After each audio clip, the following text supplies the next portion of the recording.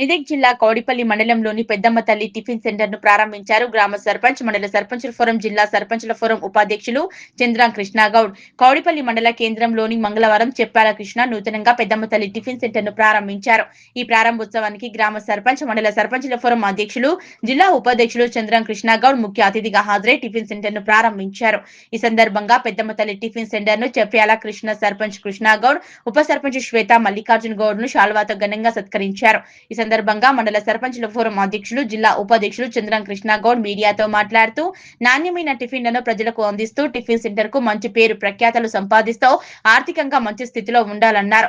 రుచి, నాణ్యత ప్రమాణాలతో ఆహారం వ్యాపారం చేస్తే వ్యాపారంలో రాణించవచ్చన్నారు. ఈ కార్యక్రమంలో జిల్లా యువ నాయకుడు కౌడ శ్రీనివాస్ గుప్తా, నందిని ట్రేడర్స్ ప్రొప్రైటర్ రాగుల భూమయ్య పటేల్, నాయకులు పునరీకం గౌడ్, చంద్రం కిషోర్ గౌడ్, వెంకటేశ్వరరావు, రమేష్ గౌడ్, తిరుమలేష్, నర్సింహులు, అశోక్, నాయి, ఆంజనేయులు, ఆరిఫ్, కారోబార్ ఎల్లం తదితరులు పాల్గొన్నారు.